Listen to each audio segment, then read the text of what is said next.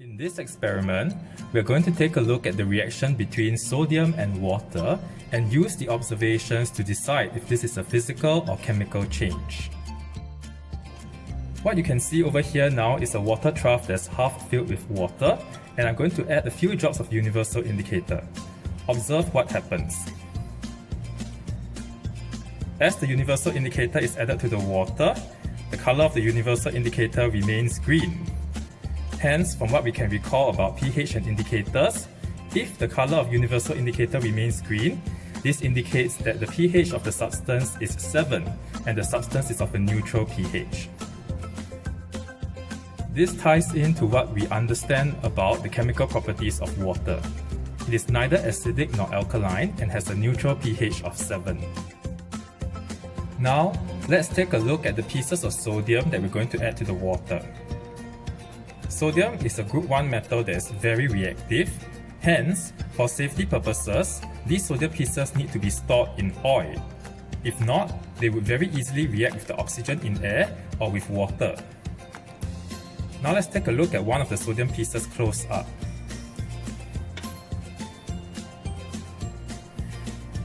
Describe the appearance of the sodium metal.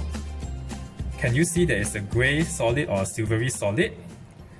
Based on your understanding of metals in elements, compounds, and mixtures, you have previously learned that most metals have a physical appearance of a grey solid at room temperature and pressure, with some notable exceptions like copper, which is a reddish-brown solid, or mercury, which is a grey liquid at room temperature and pressure.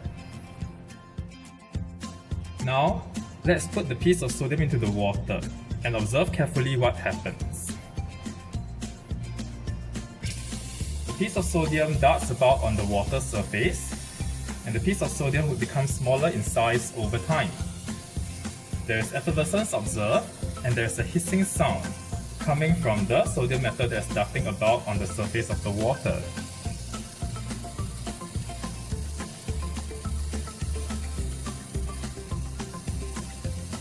Can you see that there's some slight sparks on the surface of the metal? This shows that the piece of sodium actually caught fire. Now let's stir the water that's in the trough at the moment, and you can see that the color of the universal indicator actually turned slightly bluer than before. So it's now blue in color, right?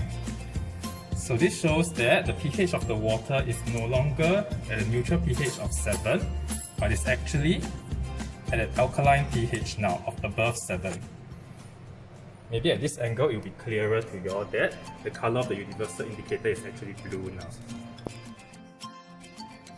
You may now proceed to write the word equations and the chemical equations of this reaction in your CC1 worksheet. The fact that the universal indicator changed color from green to blue tells us that this is a chemical change rather than a physical change. This is because new products were formed in the process. Sodium and water reacts to form sodium hydroxide and hydrogen gas. Sodium hydroxide is an alkali because it is a metal hydroxide that can dissolve in water, if you recall our prior knowledge from the topic on acids and alkalis. Hence, when sodium hydroxide dissolves in water, it would dissociate to form hydroxide ions, which are responsible for the alkali's properties and will turn the color of the universal indicator from green to blue. Hence, this reaction is a chemical change rather than a physical change, as new products are formed in the process. If it were a physical change instead, there would be no new products formed in the process, and the universal indicator's color would remain green instead of changing to blue.